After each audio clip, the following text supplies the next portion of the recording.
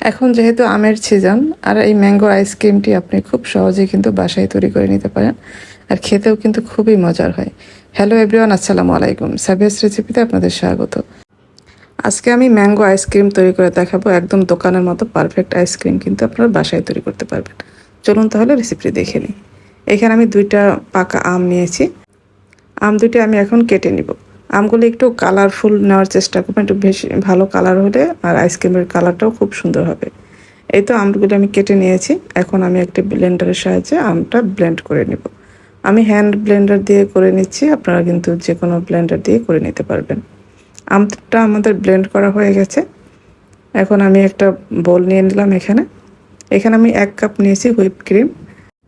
আর এই আইসক্রিম তৈরিতে কিন্তু হুইপ ক্রিম অবশ্যই লাগবে। এখন আমি একটি বিটারের সাহায্যে ক্রিমটা বিট করে নেব। ক্রিমটা কিন্তু আমরা অতিরিক্ত বিট করে ফেলবো না, আমরা কেকের যে ক্রিমটা তৈরি করি ওরকম হবে না, আর একটু কম টাইম নিয়ে বিটটা করে নিতে হবে। এই তো আমার বিট করা হয়ে গেছে।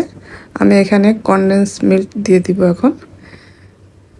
এখানে আমি 1/4 কাপের মতো দিয়েছি কনডেন্স মিল্ক। এখন আমি যে আমটা ব্লেন্ড করে রেখেছিলাম আমটা দিয়ে দিব। প্রথমে কিছুটা দিয়ে একটু মিশিয়ে নিলাম, পরে আমি বাকি পুরাটাই কিন্তু দিয়ে দিয়েছি। দিয়ে এখন খুব ভালোভাবে মিশিয়ে নিব। এই পর্যায়ে মনে হয় যদি আপনাদের কালার দরকার হয় তাহলে কিন্তু একটু অরেঞ্জ ফুড কালার দিতে পারেন। এটা খুব ভালোভাবে মিশিয়ে নিয়েছি আমি। এখন একটা আইসক্রিমের বক্স নিয়েছি এখানে। এখন বক্সের মধ্যে মিশ্রণটা ঢেলে নিব।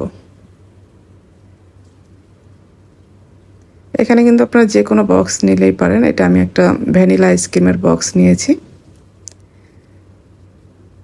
এখন আমি কিছু আম ছোট ছোট করে কেটে নিয়েছি। এখন কিছু আম দিয়ে দিব। কিছু আম একটু ভিতরে দিয়ে দিব আর কিছু আম একটু উপরে আমি দিয়ে দিব।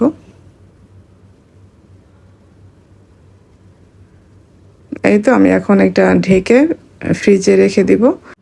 7-8 ঘন্টার মতো ডিপ ফ্রিজে রাখতে হবে। আমি কিন্তু এটা প্রায় 3-4 দিন পর নামিয়ে নিয়েছি। এই জন্য আমার আইসক্রিমটা একটু বেশি শক্ত হয়ে গেছে। কিছুক্ষণ নিচে নামিয়ে রাখলে কিন্তু আবার এটা কিছুটা নরম হয়ে আসতো। এখন আমি আইসক্রিমটা সার্ভ করে দেখাচ্ছি আপনাদের। আইসক্রিমটা কিন্তু একদম পুরো দোকানের মতো হয়েছে। এটার ফ্লেভার প্লাস খেতে এটার স্বাদও পুরো একদম দোকানের মতো আসছে। এই তো আমার তৈরি হয়ে গেল ম্যাঙ্গো আইসক্রিম। আপনারাও কিন্তু খুব সহজেই আইসক্রিমটা বাসায় তৈরি করতে পারেন, যেহেতু এখন আমের সিজন, আর খুব কম খরচে কিন্তু এটা বাসায় তৈরি করে নেওয়া যায়। এখন আমি উপরে কিছুটা আমের টুকরা করে রেখেছিলাম আগের থেকে, ওইটা দিয়ে দিব। ছোট ছোট করে আমগুলি কেটে রেখেছিলাম, এটা দেখার সুন্দরের জন্য আমি আমটা দিয়েছি। এই তো আমার তৈরি হয়ে গেল ম্যাঙ্গো আইসক্রিম। আশা করছি আজকের রেসিপি আপনাদের ভালো লেগেছে। ভালো লাগলে লাইক, কমেন্ট এবং শেয়ার করে দিবেন। যারা আমার রেসিপিগুলি ফেসবুক থেকে দেখেন পেজটি ফলো করার অনুরোধ রইল, আর যারা ইউটিউব থেকে দেখেন চ্যানেলটি সাবস্ক্রাইব করার অনুরোধ রইল। সবাই ভালো থাকবেন। পরবর্তী রেসিপি দেখার আমন্ত্রণ রইল। আজকে এ পর্যন্তই। আল্লাহ হাফেজ।